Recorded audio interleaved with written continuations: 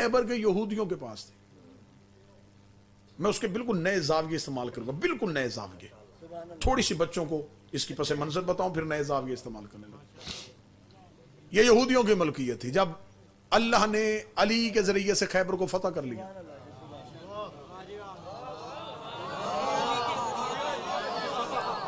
بسم اللہ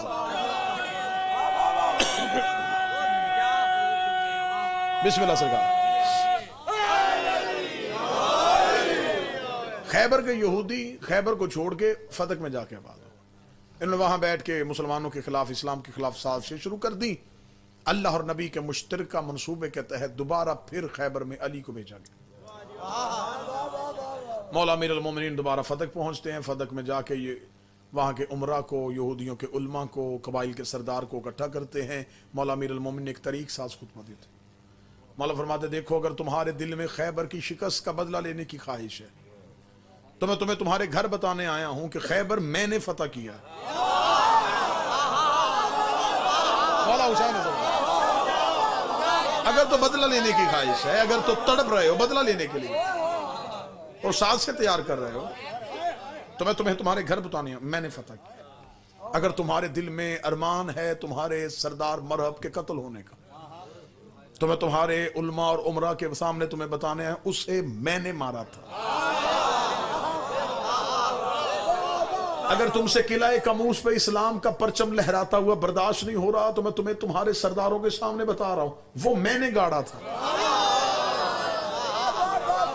اگر ابھی تک تمہارے یہودیوں کے نوجوان اور بچے جا کے نجومیوں سے پوچھ رہے ہو اتنا وزنی دروازہ اکھڑ کیسے گیا, میں تمہیں تمہارے بچوں کے سامنے بتا اسے میں نے اکھاڑا تھا.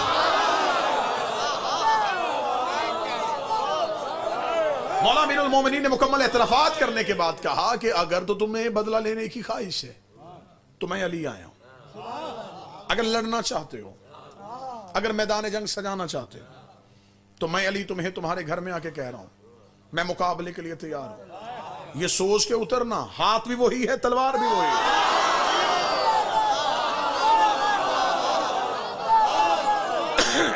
میں یہاں سے پلٹوں گا نہیں,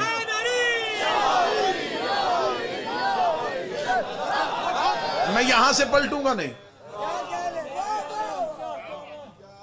وقت کا تعین کر لو کس دن جنگ کرنی.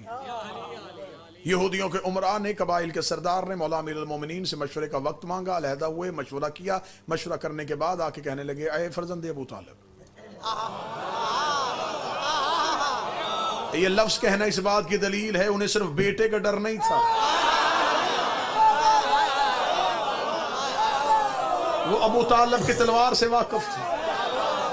اے فرزند ابو طالب, ہم جنگ نہیں چاہتے, ہم چاہتے ہیں کہ ہم بھی سکون میں رہیں, اسلام کے رہنے والے مسلمان بھی سکون میں رہیں. امیر المومنین نے فرمایا ضمانت گارنٹی کون دے گا کہ آئندہ اسلام کے خلاف کوئی سازش نہیں ہوگی. انہوں نے کہا جی ہم ایک عہد نامہ لکھتے ہیں, اس میں ہم ایسے کرتے ہیں کہ ہم اپنی فتح کی ساری جگیر مسلمانوں کے رسول کو دیتے ہیں. اور بالکل نئے زاویے استعمال کرنے لگا ہوں. پوری ریسرچ اور پوری تحقیق کے بعد جو ہمارے سکون تھی, جہاں پہ ہماری رہائشیں ہیں, اگر آپ چاہیں تو ہم وہ بھی دے دیتے. اگر آپ چاہیں تو سکون تھی جگہ کو چھوڑ کے باقی جگہ ہم دے دیتے. امیر المومنین نے فرمایا ہم کسی کو بے گھر نہیں کرتے.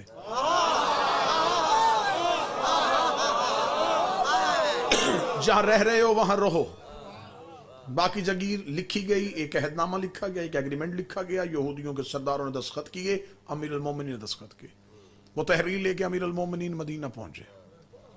رسالت امام کو جا کے کہا یا رسول اللہ, یہ یہودیوں نے فدق جگیر لکھ کے دے دی.